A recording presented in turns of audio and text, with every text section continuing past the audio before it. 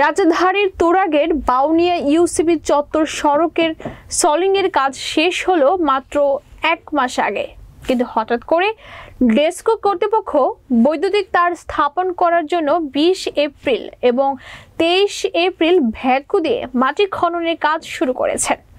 কাজ শেষ করে সড়কটি আগের মতন করে মেরামত করে দিবেন, কিন্তু কাজ শুরুর পর থেকে রাস্তার মাটি সহ সোলিংয়ের ইট রাস্তার পাশে রাখলেও রাতের আধারে উধাও হয়ে যাচ্ছে সড়কের মাটি এবং হাজার হাজার ইট।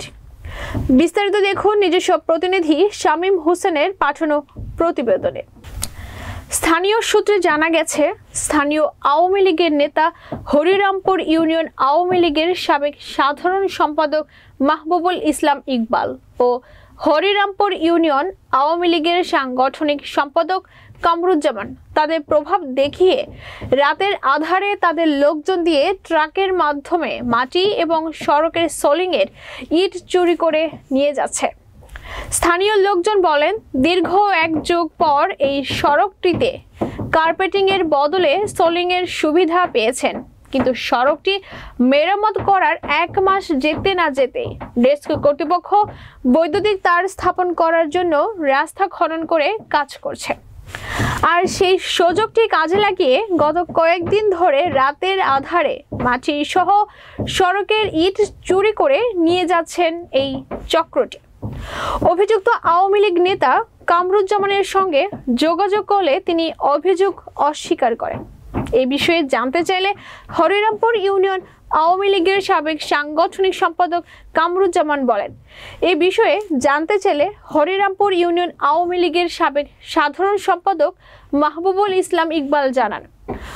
52 নং ওয়ার্ড কাউন্সিলর ফরিদ আহমেদ বলেন, দীর্ঘ সময় আমরা ভুক্তভোগী, রাস্তার ভুক্তভোগী 25 বছরের বেশি। এর আগে ডেসকো লাইন কাটছে, তারা বা ক্ষমতা ছিল, তারা লাইন ঠিক করে নাই, এইভাবে আমরা নৌকাও চলে না। কথা দৌড়াদৌড়ি কইরা রাস্তা মোটামুটি সংস্কারের দিছিল, মানে রিভারিং দিছিল, এটারে দৌড়াদৌড়ি কইরা সাবেক এমপি দৌড়াদৌড়ি করে এটা পুরা সোলিং করছে। সোলিং করে 1 মাস দেয়া পারে নাই ডেসকো, এটা হঠাৎ করে রাইতে একটু দেয়া ইট বালু তো নাই, মানুষের চলার বিঘ্ন ঘটায়। এই আজকে স্কুলের একটা ছাত্রী পড়ে গেছে গাতায়, স্কুলের সামনে গাতা করে রাখছে, দৌড়ে বাড়ি থেকে দেখতে পড়ে গেছে। আমরা কিছু জানি না, রাস্তা কাউন্সিলরও বললো কিছু জানে না, এমপি মহাদরও ভালো করে নলেজ মনে হয় নাই। এটা অ্যাকশন বলে করছে সিটি কর্পোরেশনের, এটা অ্যাকশন এখতিয়ার আছে, করা পারে। ডেসকো সরকারি, রাস্তা এলডিআরডিও সরকারি, তো আমরা কাজ হোক, তো আমরা তো একটু আগে পরে জানার দরকার ছিল। আর আমাদের সরকারি মাল আরেক জায়গায় যাইব গা, এটা তো আমরা কারা চুরি করছে মালামাল, এটা আমাদের এলাকার কিছু নেতা কর্মীরা আছে, নাম বেচার তালে আছে, তাইলা এটা বেচা কিনি করতেছে। আফসাব বলছে যে আমি তো ভাই নিজেও জানি না, আমার ওই বিক্রি করার কোনো সরকারি মালামাল বিক্রি করার কোনো এখতিয়ার নেই, আমি একটু এদের সাথে কথা বলি, দেখি কে বা কারা করতেছে।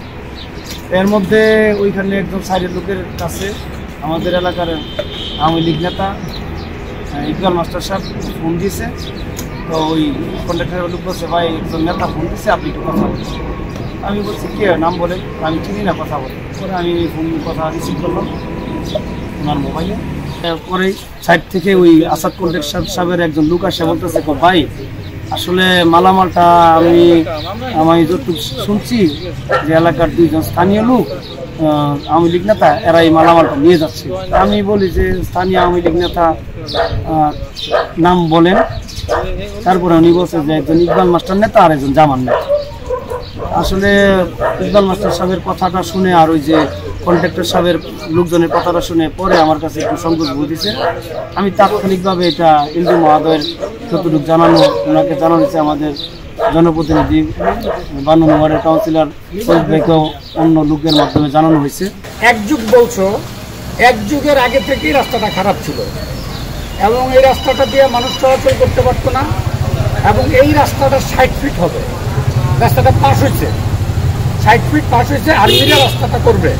মেয়র মহোদয়ের কথা হলো, ফরিদ যদি 60 ফিট হয় আমি এটার উপরে কেন পয়সা খরচ করব? আমি বলছি মাননীয় মেয়র মহোদয়, এখন তো আমার পাবলিক চলতে পারে না, তাহলে পাবলিককে চলার মতো একটা ব্যবস্থা করে দেন। সেই ক্ষেত্রে এটা তিনবারে বটতলা পর্যন্ত পাস করাইছি, 3বার কাজ বন্ধ হয়েছে। আমি আবার মেয়রকে জায়গা ধরছি, এইভাবে আমি রাস্তাটা করাইছি। করানোর পরে গত কিছুদিন আগে আমি যখন জানতে পারলাম যে রাস্তা কাটতেছে, আমাকে সিটি কর্পোরেশন বা কোনো মন্ত্রণালয় থেকে আমাকে জানায়নি, যেহেতু আমি বিঙে একজন কাউন্সিলর, যেহেতু আমাকে জানায়নি, না জানানোর ফলে আমি ডেস্কোকে ডাকছি, এই কন্ট্রাক্টরকে ডাকছি, ডাকার পরে আমি কাজ বন্ধ করে দিছি।